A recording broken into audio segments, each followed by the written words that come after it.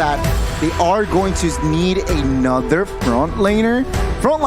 But Falcon in the second phase will ban out that Benedetta in Blacklist International. Let's see the head-to-head here between Zipix and as well as Oheb. Yeah, so Oheb already has his hands on a hero that he's comfortable with. There's the carry. But for Zipex, the Harith hasn't surfaced quite yet. And I'm not sure where Coach Dale is and Coach Zaya are when it comes to the second phase.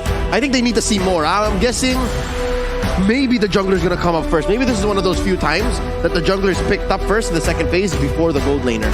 Ban Ling for Blacklist. Ken's used it twice in a row. Yeah. There you go. Ling's ban. From the future? Maybe. I mean, it makes sense as well. They have the Xavier, they have the Diggy. Yep. Ling can easy targets, basically, right? So they eliminate that option, and to that, like you said, Eterna, positive win rate in the hands of Falcon. Ling ban out. They might commit another assassin in the last ban. So we'll have to see. Meanwhile, Falcon, they can eliminate the hero for Lapu Lapu. Yeah. The matchup. Make it a better matchup, right? Yeah. But here's the question. In the words of Key and Peele, what about the Hayabusa, though? What about the Hayabusa? That's the thing, because Ken is an assassin player. I haven't seen him use a tank jungler just yet. I'm sure that he should have adapted to that meta, but the heroes left for him since the Fanny was banned away would be the Karina, the Benedetta is gone, and the Ling, who's also been banned away. So would he go with the Hayabusa or the Karina here?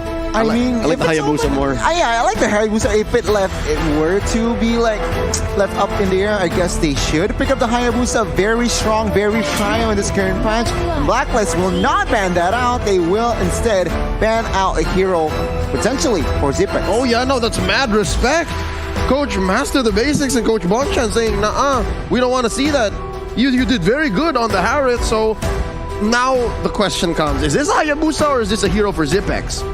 I mean, looking at the composition, they do have two physicals, and that Harith just makes sense. They need magical burst, they need magical DPS as well, and that Harith, Blacklist read them like a book. Perhaps Falcon now are taking their time slowing down. I see a hero. Wait. All right, there you go. Martis jungler. It's for Ken. It is for Ken. Second time here in the M4 stage. Still 100% win rate. Okay, and this leaves the question for Blacklist. Who are they going to be picking up? They still need someone to be able to handle that side lane. And going against the Lapu Lapu, what's your best bet? I mean, the Fragrant is still open for them to take. Oh no. Is that characteristic of Edward though? Would he prefer someone like the Paquito? Yeah, I think he can. But I love how Falcon just read into the situation. It's like this is one of the few times that an Esmeralda in this current metagame is good against its matchup. Because again, Lapu Lapu makes shields, so Esmeralda, she take away the shields. So it's just basic logic in the MLBB world. But let's see what he picks up. It's a Uranus, it's a classic! And as well the Baksha. Goodness me, Baksha for Wise and Uranus will be picked up here. So what they're saying is, yeah, we have damage dealer already in that Xavier and as well as carry. Someone to cover, but take a look at the last pick. Lunox picked up again, saying, okay, Baksha, Uranus, what are you gonna do? I have the Lunox mid game, you're gonna melt. I had to check my calendar. Is it a Thursday today? Because this is quite the throwback. It's been a while since we last saw Lunox in the gold lane, and a while more since we last saw a Baksha in the jungle. But again, some tools are just built for certain situations. I'm wondering if this is ideal for Blacklist. I wonder if they woke up today and decided, like, I have a feeling we're gonna have to rock the Uranus and the Baksha. I mean, both compositions have been set in stone with really out-of-the-box picks today. So we were thinking that something crazy was going to happen. It's already being seen in the drafting phase. A Lunox pickup, a Uranus, and even a Baksha. But when we're looking at both compositions, who are you leaning towards most? It's quite hard, Eterna, because yeah, you have the Baksha, you have the Xavier, Uranus that will just melt, but let's just jump first to the Line of Dawn, shall we? I love it because given what Falcon has drafted, you can almost say that they're winning every single lane, and on a mechanics, interactions, Mobile Legends platform, then they're also ahead. But when it comes down to execution, maybe Blacklist can pull one off. Let's get back into the game here. It is a mirrored start, both in orange. Okay, so rotation-wise, Ken and Wise will not meet up the first 2 minutes. They will not have a clash, but take a look already. It's going to be 2-2 bot side. And again, Naomi, what is he trying to do? Of course, poke. But let's take a look.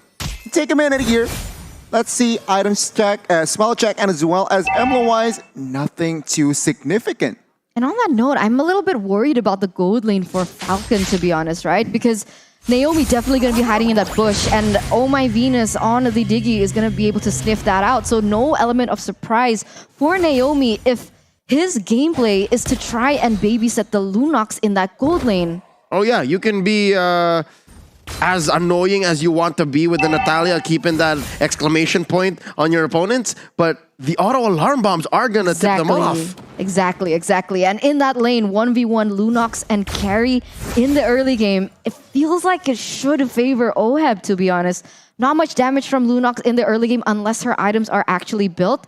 And when it comes down to the movement speed, Carry has got it. They need to be able to try and help the Lunox into the bottom side. And I guess that's what Martis is trying to do. What they need to do as well here is, of course, I mean, Naomi needs, he has a lot of job description here. He needs to protect the gold lane. He needs to also enter the back line to find Xavier or even Carry. And that is just a plethora of objectives. Let's see though, the first turtle is up. Oh, given the plethora, the smorgasbord of things that Naomi has to do, makes a beeline for the top lane, and given Edward a piece of his mind and his blade, putting him at about half of his health before the concentration was up.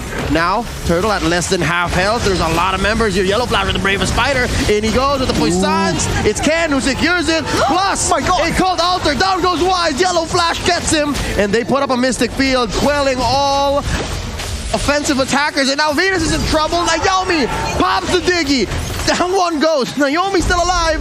Gets a consecration plus an edge there, but just the same, it's a win for Falcon. Take a look at bot side as well here. Zipex stealing a lot of damage in the 1v1s. Remember Oheb, early game, sure, not a lot of damage in, but after 2 items, it is going to be Zipex who needs to be careful when engaging 1v1. But a very good trade in general from Falcon.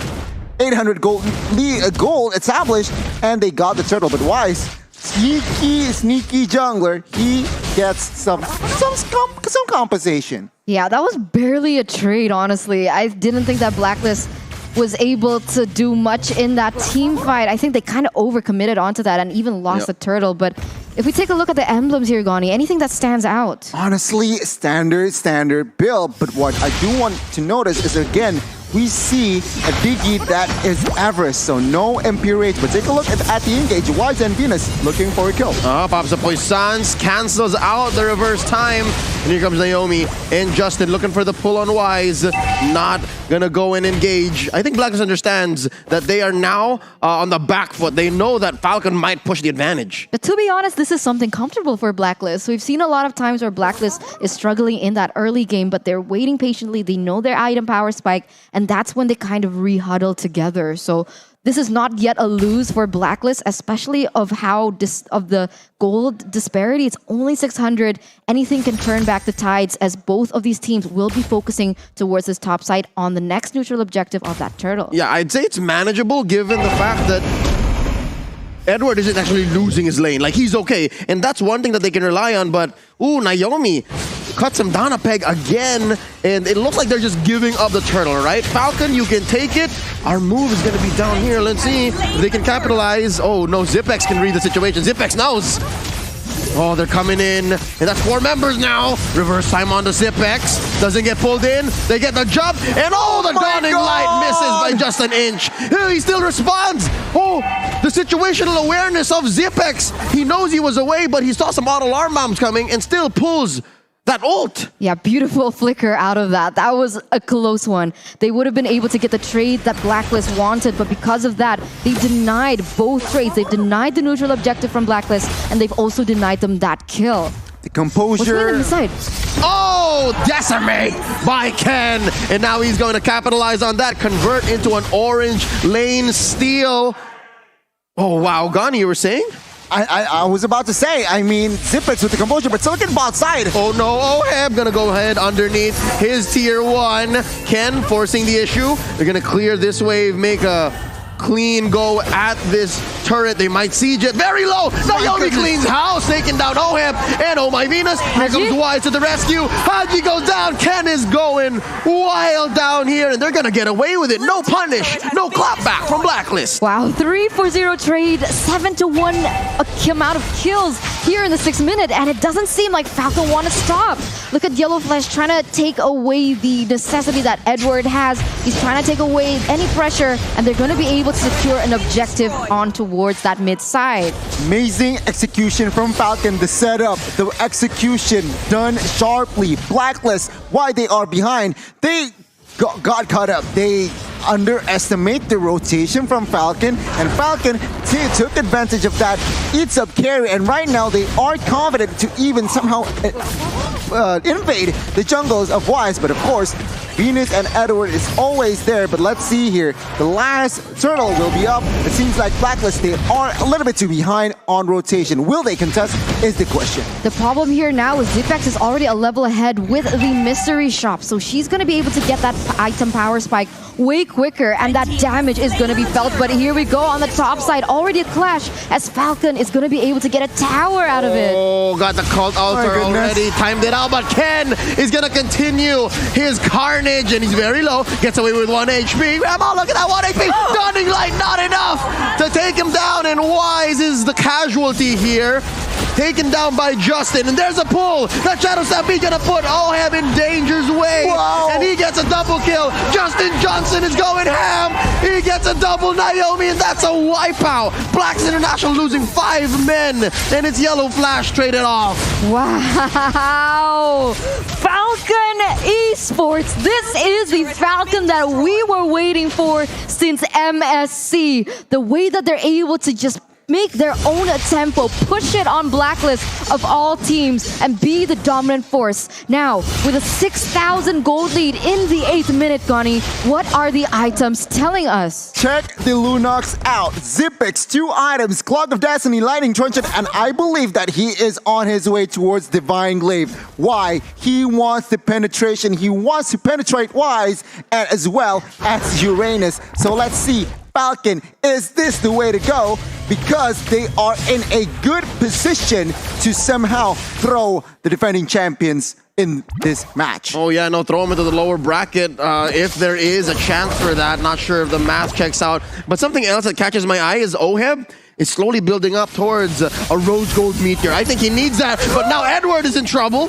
Pops the consecration at the right moment, and so far, they're struggling. They're struggling. A lot is on the shoulders of Haji here. Again, this was a 66 situation with a lot of teams that lost the early game with a savior. They just need to get to that point where the savior makes a difference.